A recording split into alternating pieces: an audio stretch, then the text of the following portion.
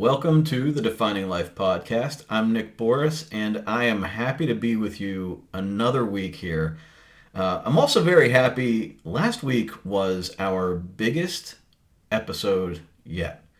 We had more listeners in the first 7 days of that episode than any other before, and that's our first one in 2 years. So I'm very thankful. I appreciate everybody that has taken the time to listen to me. I'm happy that you find value in what I have to say.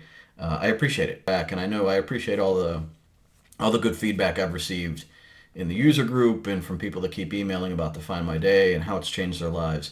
It's really reassuring, and it gets me back in touch with the important work that we're doing in helping people really change their lives to be in a happier place, to move forward with purpose, to be on their path to purpose. So, as we are defining life in this podcast and in everything else we do here at Define Life, I appreciate you guys being along for the ride with me. So that said, my day today, my Pitt Panthers are in the ACC tournament today. And I have Pitt stuff everywhere. I have it back here behind me. I have the shirt on. I have the doormat in front of my house and a Pitt sign on my porch. You would think I was a bigger fan. I have really enjoyed watching this basketball team this year, but I had no idea that they were even playing yesterday. They played yesterday at 2:30. The mailman told me because he knew I liked them. So I have, talk about priorities. Watching basketball was completely off on my priority list. I did make time to watch them. I saw the second half. I timed it so that my lunch happened at the second half of yesterday's game, about 4 o'clock, late lunch. Yeah, so I got to watch them win, and hopefully get to watch them again today. We'll see if I have time. They tip off shortly before my boys get here, so I'm going to try to get them to watch it with me. We'll see. We're going to talk a little bit later in this episode about Define My Day as it relates to some of the stuff we're going to talk about today. But also, the main thing with Define My Day is, a lot of people purchase it thinking they're buying a planner, like they're going to schedule things and whatever. And really all that does is make you work more. That's not our goal at Define My Day. And I'm going to explain how to change your perception of what this planner is compared to others and how it could benefit you. But before that, let's get into some other things. One of the videos that I made this week was about pattern interrupt. It's a concept, people use it in sales too, to try to surprise somebody out of a certain way of thinking and leave them more open to buying something. I'm not talking about it in that way. I'm talking about it and how we can use it for ourselves to break some habits that maybe we're having a hard time really getting out of our lives, whatever it might be. For me, one of the habits that I tried to break a long time ago was late night snacking. And I've done that by stopping my sequence of events in the evening. In the evening, after dinner, typically sit down, watch a little bit of TV. And that was a trigger to start doing a lot of bad things. Bad eating, staying up late to catch one more episode. And then I'm tired in the morning because I'm not getting enough sleep. So my pattern interrupt there was to do something else. For a while I was working out in the evening, and that worked, but other things always popped up, so then it would get in the way of my workout. And plus, I always had like a little bit too much energy after a workout, and it was hard to get back to sleep, so it wasn't solving the sleep problem. So now what I try to do is read. If I do watch TV, I limit it to one episode, and I try to snack on something healthy like vegetables or popcorn. But for a while, I couldn't watch any TV because it was just too hard. I had these cravings. It's like a switch flipped in my head. I needed a bad snack, a sweet snack. And so now I have a little bit better handle on it, but I still try to stay away from doing the TV watching on the couch on the weekdays anyway. One of the things I do now is I have my taking care of my aquarium scheduled after dinner. So I go about the house and do that. Maybe I'll fold some laundry, do something like that, just kind of tidy up. And so I lose the bad influence of snacking and I gain a little bit more tidy house. And so the next morning I don't feel so overwhelmed. So it's amazing. Like you change one little thing and it dynamically changes everything else. So one of the areas that I was having a hard time with was I have a therapy session in the middle of the day during the week. During that therapy session, I'm fine. Before, I'm fine. But I get in the car, I come home, and I suddenly feel exhausted. And so I would make myself a meal. I sometimes maybe even took a nap. I would try to work, but my head wasn't really in the game. Sometimes I'd, say, oh, I'll just watch one episode of a TV show. But that just, again, that leads to other things. And I just never got it out in neutral. Like I was like popped in neutral and just could not get moving, couldn't get it back into gear. When the kids come home, that sometimes works for me. But if they're not, it's not a day where they're coming home to me. It just wasn't like I couldn't get into gear. I just couldn't get moving, and it just ruined the rest of my day. So I tried something. On my way back from the therapist's office is a bar restaurant, and I decided to walk in and sit there and do work. Now, I got the idea because a few weeks previous, I was sitting at the bar with a friend of mine, and there was a woman at the end of the bar working on her dissertation on her laptop in the corner of the bar.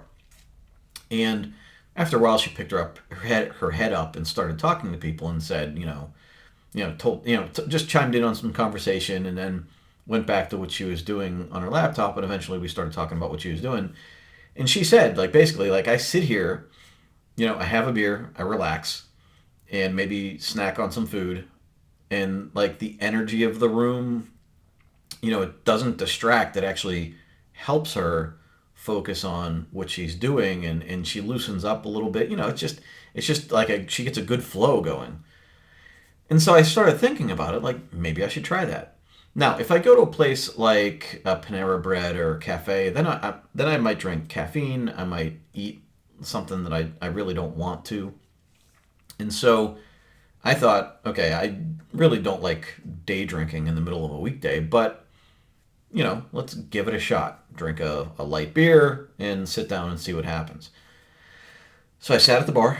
I had 2 beers in about an hour and a half, almost 2 hours, and I got a ton of work done. I just sat on my laptop, didn't talk to anybody but the bartender, maybe just a little banter back and forth, and that was it.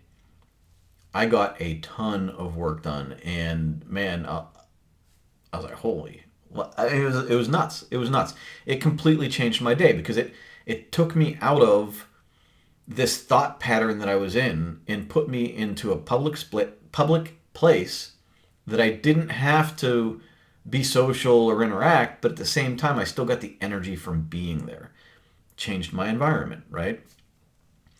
So I tried it again the next week. I didn't bring my laptop because I didn't really plan on being there that long.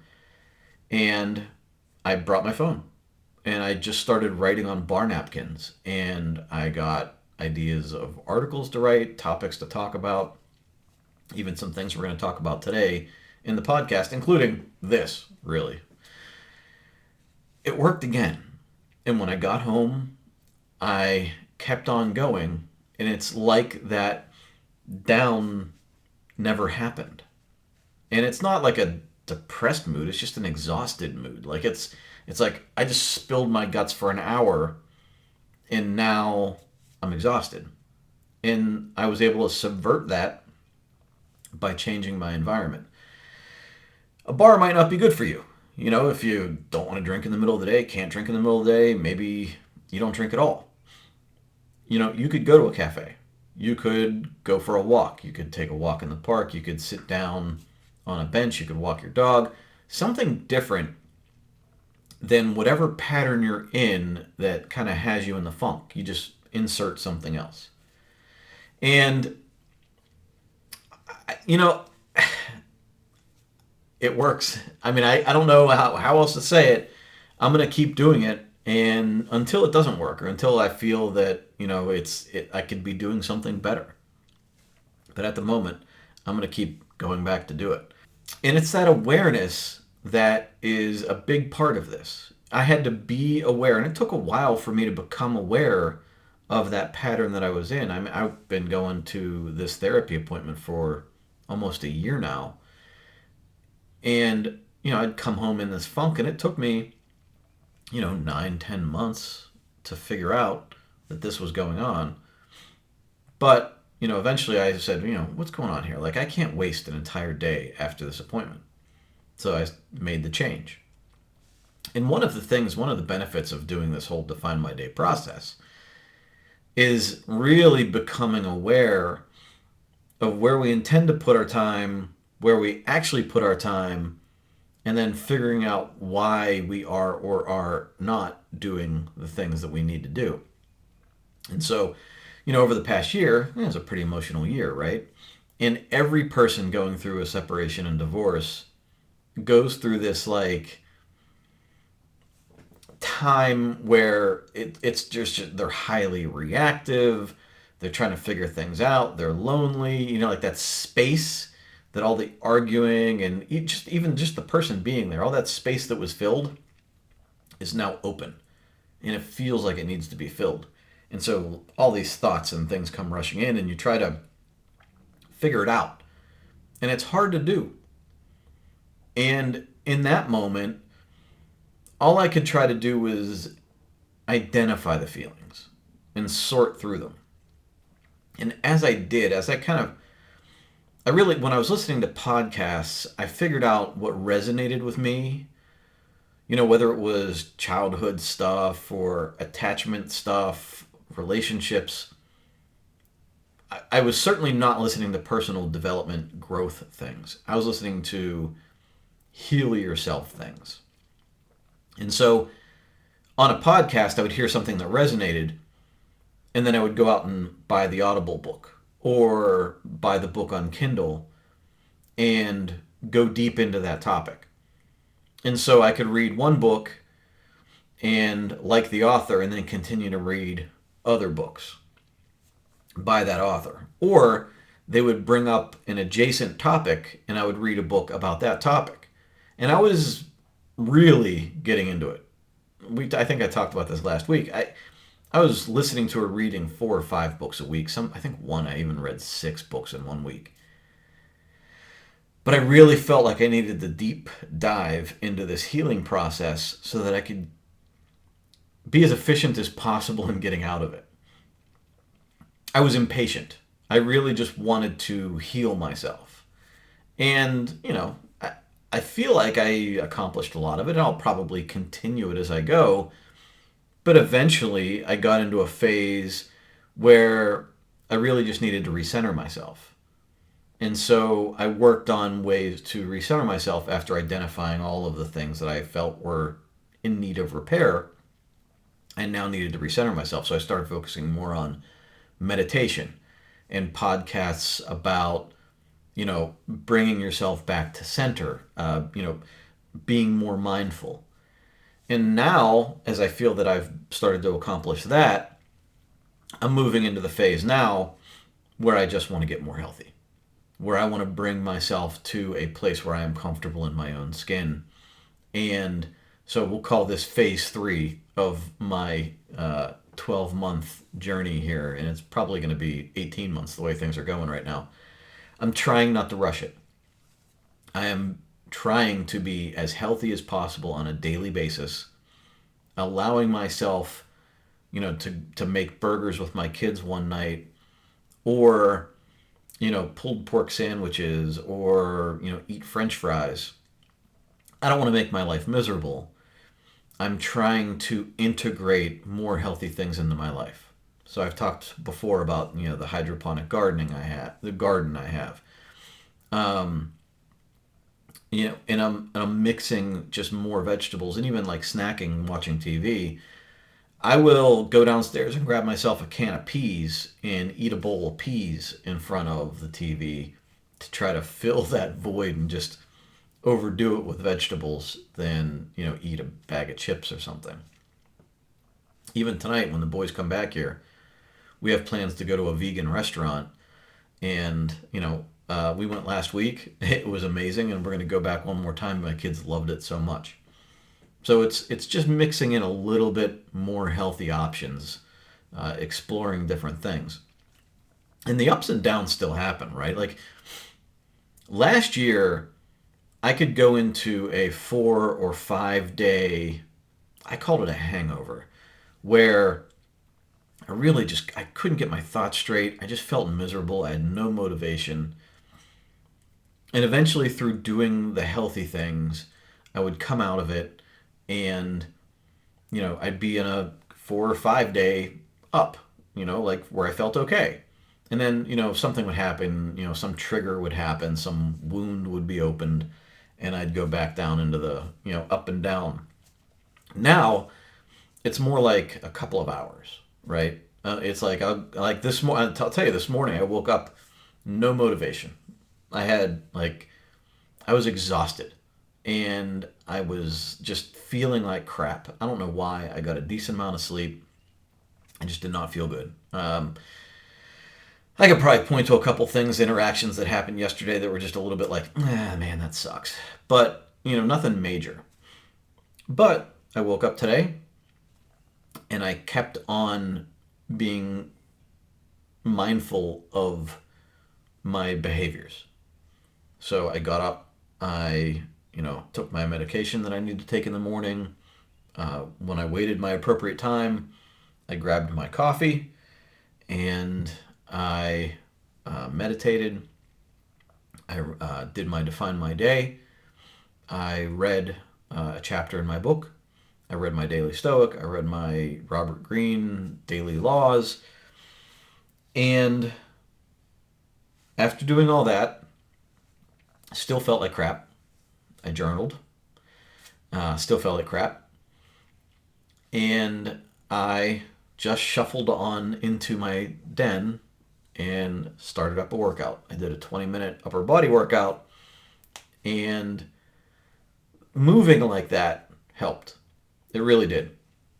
I did a 15-minute stretch afterwards, so in total, about 35 minutes, 40 minutes of activity. And then I started feeling a little bit better, right? Then, so that was probably like a 3-hour period total where I just was struggling to get through the day, and then finally got some momentum. But all of those disciplines, all of those habits, took a long time to get to the point where I could slog through them on my worst morning, still get them done, and get the result of being able to be a good functional human, to be here with you and to do everything else I need to do today. So, in a lot of this, it's a matter of finding what's compatible to make that happen, right? So, for me, the things that I have in my morning make it easier for me to do that. Everything from, having incense. I'll light incense. It's kind of like part of my okay, I want to smell something pleasant, so I'll light a stick of incense in the morning. I have a place where I sit and meditate, and it's my just little spot, nice, quiet, and I can just sit there and meditate. My coffee, I don't want to have to hurry up and suck down a cup of coffee, so I have a mug that keeps my coffee hot for an hour and a half, and I can slowly drink my coffee. And I enjoy good coffee. Nobody wants to drink a bad coffee, so I bought myself a good single serve coffee maker that grinds up the beans and makes me a single serve coffee. And it also saves me money because now I'm not spending all the money on Nespresso that I used to. I bought the Peloton guide thing. It's like a camera that watches you as you're doing workouts. You're following a guy or a woman on the screen, and it counts your reps for you as you're going. And it's been great. I set up a little mat in my den. I cleared out some furniture. I brought some light weights upstairs, and I'm doing that. And I'll tell you, it's funny, I haven't done full body workouts in a while. So I do I've been cycling with Peloton, and I've been doing just regular, like a workout routine, a lifting routine that I've been doing for years. And it lifts heavy on specific body parts, back, arms, chest, whatever. And I have not done like a full body compound exercise in a long time. And I got to tell you, after doing a 3 or 4 of these Peloton full body workouts, I realized that I was missing a couple of muscles in this chain of body parts because, wow, I felt like, honestly, I felt like a walrus flopping around on my den floor. It was crazy, crazy. But, we're getting there. We're getting there. And I do feel better. Since I've been doing, riding the bike, actually, I think was the big thing for me. But since I've been doing that, I feel better. I feel lighter, even if I'm not a lot lighter. It's easier to move, to get around and do things. Feel better in clothing. It's definitely nice. So I'm glad I'm doing this.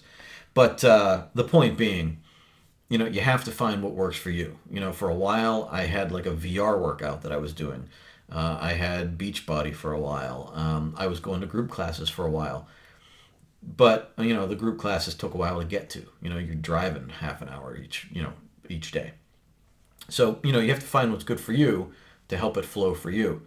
One of the things that came up in our user group was, reading. Reading is one of our disciplines in our Define My Day planner.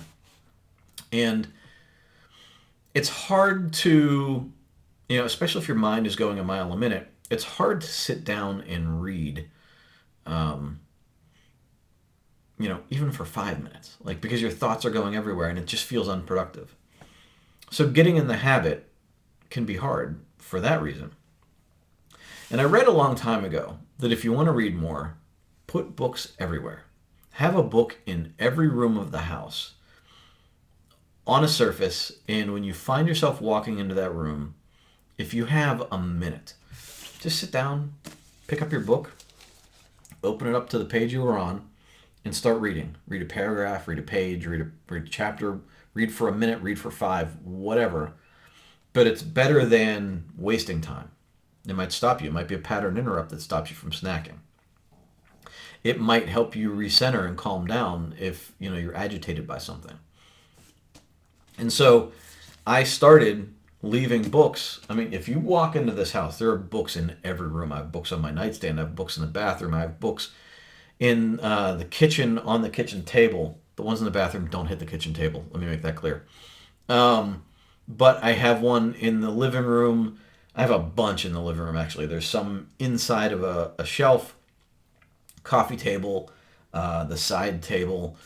I can pick up, if I want to read, young Pueblo poems, I can do that. If I want to read a chapter of a book like this one, I can do that. And, one of the things that someone mentioned was that, when you do that, it's hard to keep track of where you are or the important content. And for me, very seldom do I need to remember something specific. Like, I'm not trying to learn details. I'm trying to just incorporate certain things into my life. And so when you read enough of this stuff, a lot of it you'll recognize as being familiar, and you just sort of absorb it. But if you do want to remember specific things, tools that I use, have a highlighter, highlight the really important passages. I do it all the time. And then the other thing is to have these like sticky notes. They're these sticky, the 3M sticky tabs. And you just stick it on to the page that you want to get back to that you might have highlighted. And it's an easy way to make sure that those important parts, once you finish reading the book, you go back through and you might have 5 tabs, you might have 50 tabs, and you just go through. In this particular book, I dog-eared the pages because I didn't have my sticky tabs and I was too lazy to go get them. But I dog-eared the pages on this one. So, whatever is best for you to get that workflow or the process moving for you to get unstuck. So You just being aware. Stop and taking time and being aware and making it easier for you. All right. So let's get into Define My Day. So when people buy Define My Day, a lot of people feel like or intend to buy a planner just so they can write down and see what's in their day. And that's not what I want you to do. The purpose of Define My Day is to step off of that cycle, that hamster wheel, and learn to be intentional about what you're doing today. You probably, a lot of people do. I did for the longest time. You wake up and you just go about your day. Maybe you're taking orders. Maybe you're just following, whatever's yelling at you right now. You're taking care of it and you just going, going, going. It's a fast way to lead to burnout. It's a fast way to be exhausted. It's a fast way to wake up one day and look around and go, what the hell have I been doing with my life for the past 20 years? That's not where I want you to be. It's not where I want to be for myself. And so Define My Day is meant to gently guide you down a path where you can identify what's healthy for you and what's unhealthy, what's important for you and what's unimportant, so that you can learn to direct your attention toward the things that are best for you to lead you down your intended path in your life. Because I don't want you to wake up one day and realize that like the path you're supposed to be on is way over there, and you walk down this path now and you're like, wow, now what? Right? I've just wasted X amount of years of my life. That's no good. And so, it's something I'm trying to work on my kids with now. They don't get it. They don't understand the importance of it.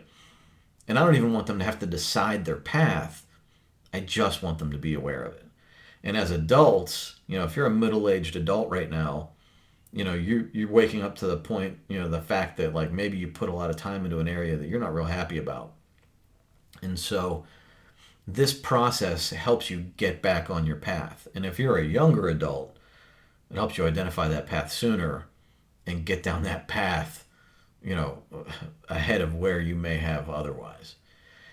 And so, by every day picking up this book, the Define My Day Planner, and, looking at your far off goals, what you want to accomplish this week to reach those goals, and then identifying what today needs to happen to take one step toward that milestone and that longer term goal. And they should all be in line with your values and what you want to accomplish in your life. And, Define My Day, if you wanted to use it to get a promotion, you can do that. If you wanted to do it to improve your relationships, you can do that. I have in my Define My Day, in my daily disciplines, have a positive interaction with both of my kids. And if one day I didn't send them a text, if one day I didn't call them up and say, hey, how you doing? How was school? Then I don't get to check that box. And so, a lot of people, the pushback, I can feel it in somebody's mind right now. The pushback is, you shouldn't have to do that. Well, really? Have you never gone a day where you didn't have a positive interaction with one of your kids or somebody else you love? If that's happening, I want to know it. And I want it clearly indicated in my history that you did not have a positive interaction with your kid today. And I guarantee there's some people out there that haven't had a positive interaction with somebody important in their life in weeks or months. And so for me, the two people that matter most for me, I want to make sure I am keeping track that every day I had a positive interaction with them. Keeps me mindful of it, keeps it front of mind for me, top of mind for me. And so in this process, it's doing that for everything. And that doesn't mean I don't have bad days. That I obviously have had a lot in the past year.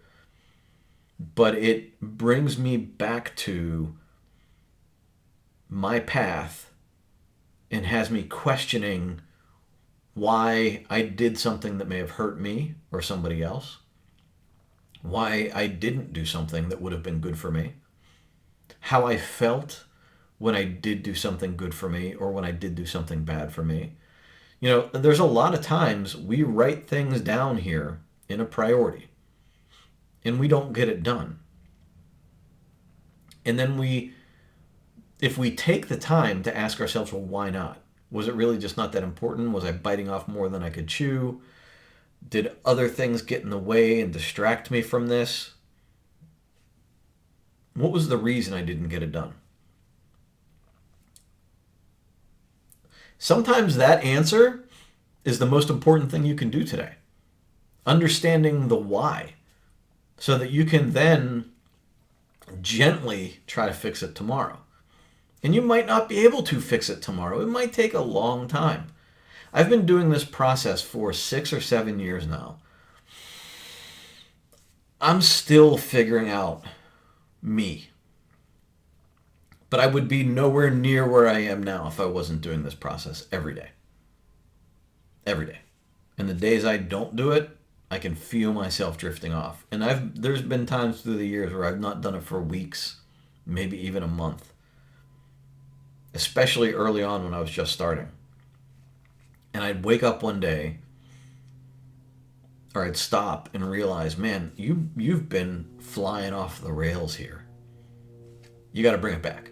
And I'd get back into doing this process. Now, I'll tell you, I'm in such a good rhythm right now. I'm doing it every day. I'm journaling every day. I'm doing the full process every day. And it is a great rhythm to be in. It's one that I haven't felt in a long time. And I highly recommend it. Highly recommend it. But so, where do you start? Well, you don't overdo it. Don't try to fix everything. Sometimes the best way to start with Define My Day is to just start filling it in and observing it. Did I get things done? Did I not get things done? Don't start and immediately say, I'm going to fix my entire life. There was a meme when we did that. You better fix my life. You better fix my entire life, you little. And it doesn't work that way. It doesn't work that way. This is just like a little guidebook to help you gently steer back to your path. And if you look at it that way, it'll be much more effective. You have to give it time. You have to be gentle with it. If you try to force it the way some people try to force exercise, you're going to do great for a while. You're going to burn out and we're never going to see you again. And then you're going to try something else and the cycle's going to continue. You have to do it gently. Do it slowly. And look, you don't even have to buy Define My Day. You can just do this practice every day on your own. Get a notebook. Write down the 3 things you need to do today. Maybe there's only one thing you need to do today. And then get back to that page at the end of the day or early the next morning and look like, hey, did I get this done? Why or why not? How do I feel about that? And just keep doing that process over and over again. And, the planning process, the easy way to do it is with our Define Life Planner. It's like a stripped down version of Define My Day. You can just do the planning part, just do the quick and easy, like this is most important for me today. And man, you get in that rhythm and I guarantee you'll be better off than you were before you started. Absolutely. What I really want to get across to you is that you don't have to make this a big deal. Define My Day can be a 5-minute part of your day. You just jot down a few things. The time that I want you to spend, that's sometimes the hardest, is the journaling part. It's gaining clarity. It's that sitting down and reflecting. That's the part that we tend to skip. It's the part that I skipped most often. Over the years, the journaling was the part that I was like, you know what? I don't need to do it. I know what I'm thinking. It's woo-woo. And man, now that I'm doing it, even if I just write a couple of sentences, I can see how valuable it is. It's And you even like, sometimes you don't even want to tell people you're journaling because people look at it like, oh, you got a little diary. But that's not what it's about, right? It's just about crystallizing the thoughts in your mind, getting them on paper, and it could be, an overview of the day. Sometimes I think this morning actually I wrote, I feel awful today, right? And then I might explore a little bit about like maybe why, like what was the trigger for this, or what can I do to get out of it? I need to blah blah blah. And I did do that. I wrote, I need to be mindful, consistent, focused, accomplish my disciplines, and be ready for the boys when they get here. Something to that effect. And that's what got me up off of the couch and into the rest of my day. And so just jot it down. Like today was not good. Here's why. Right? 2 sentences, 3 sentences. It would take you seconds, maybe a minute or two. And when you get good at that, spend a little bit more time doing it. And you're going to start to feel the benefit. You will. And then eventually you'll quit and you'll fizzle out and be like, I don't need this. And then you'll realize one day that maybe I do need this because I'm feeling a little bit off center. I'm feeling like I lost my path. And then you get back into the habit and you get back on your path and you waffle back and forth a little bit. It happens. It happens. People fall off the wagon in exercise. People fall off the wagon on their diets. People fall off the wagon at work. You have a period of time where you're just like the go-getter at work. And then you're like, things happen. Things happen at home. Drama, loss, health issues. And it knocks you off and you just come back. Sometimes you're just bored. It knocks you off and then you come back. That's okay. It's okay. Don't make it a big deal. Just when you feel ready, you come back and you start doing it again. It's the process of coming back. It's very much like meditation. It's like just on a bigger scale. It's in meditation, in some forms of meditation, you're focusing on your breath. And your mind starts wandering, you start having thoughts, and then you realize it eventually, and you bring it back to the breath. Same thing here. Life is, it repeats itself on bigger and smaller scales, right? So here, you're on a path, you're doing well, and you start to drift, and then you become aware of it, and you bring it back. It's the practice of bringing it back that's the most important. And so when we're doing the Define My Day process, it's the practice of being mindful of where I'm putting my time. And through the day, we're going to forget and lose it and remember, like, once we get back home or the next day when we're looking at Define My Day again, and we're going to go, oh, yeah. And then we're going to bring it back to center. And then in the Define My Day process, one day you're going to stop picking up the book. And you're going to stop writing things down. And then you're going to wake up and go, oh, yeah, now I feel off again. I need to bring it back to center. It happens. Happens with your diet. Happens with exercise. It happens in so many areas. Happens in our relationships. It's when we let it continue to go off the rails that real damage occurs. But when you practice bringing it back, that's when you repair and you build and you gain strength. It's how you improve. So that's it for this session today. I hope this was valuable to you. If you found something valuable, please let me know. Let me know in the comments. Let me know in a positive review of this podcast. Hit me up on Instagram or on TikTok or on Facebook. We are Define My Day on Instagram and Facebook, and the Define My Day Planner on TikTok. And then for more of the broad scope of things for Define Life, we are Define Life on Facebook, on Instagram, and on TikTok. We are also Defined Life on YouTube. So you can find the replay of this podcast on YouTube, along with a lot of other quick tip videos and walkthroughs for the Define My Day Planner and stuff like that. If you would like to hear something, a topic that you want help on or that we can expand more on as a, in terms of life or the Define My Day planner, I'm happy to go into that also. So, thank you for joining me. I appreciate you being here. Keep moving forward, and I will talk to you again very soon in the Defining Life podcast. Take care.